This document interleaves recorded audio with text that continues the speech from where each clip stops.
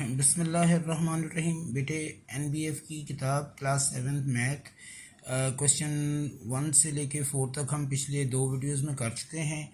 आज question number हमने 5 करना है। क्वेश्चन नंबर 5 में ये कहता है कि mister Asif is a doctor. Mister Asif एक डॉक्टर हैं और and run a private clinic चला रहे हैं।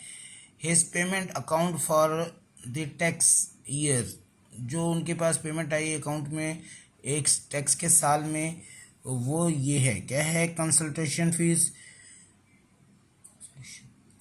फीस आपके पास है 8,62,000 और जो पेशेंट्स गिफ्ट वगैरह देते हैं वो है 42,000। अब आपने बताना है कि 4% के हिसाब से उनका टैक्स कितना बनेगा अगर उनका रिबेट जो है वो 4 लाख होगा।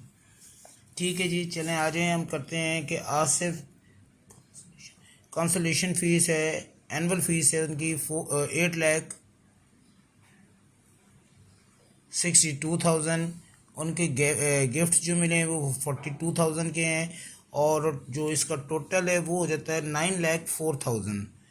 तो 9,04,000 इनका टोटल हो गया। टैक्स रिबेट इनके पास 4 लाख है और टैक्सेबल अमाउंट जो है वो है 5,04,000। सिंपल सा ये सवाल है। टैक्सेबल अमाउंट हो गया 5,04,000। 4% का इनका रेट है, तो आपने 4% ऑफ 5,04,000 बनाया। 2 सिफर से गए, बाकी 5040 को 4 से मल्टीप्लाई करेंगे तो ये 1 सिफर तो वैसे ही आ जाएगा। 4 4 आपका 16 का 6 1 कैरी, फिर 400 और 1 आ जाएगा। 4 5 20, तो 20,160 रुपीज़ जो है डॉक्टर साहब का टैक्स हो जाएगा। छठा सवाल पढ़ते हैं। छठे सवाल में भी कोई नई चीज़ नहीं है। ये कहते हैं कि the following information available in respect to mister Ahmad Khan for current tax year. Salary से उनको मिल रहे हैं 2,40,000 और अदर इनकम जो है या बिज़नेस जो है वो 2,90,000 है और 10% से इन्होंने टैक्स देना है। टैक्स रिबेट इनका 2 लाख है। बस ये टैक्स का रेट इन्होंने चेंज करा है, बाकी चीज़ वही है। उसी तरीके से आप देखेंगे, उसी तरीके से करेंगे।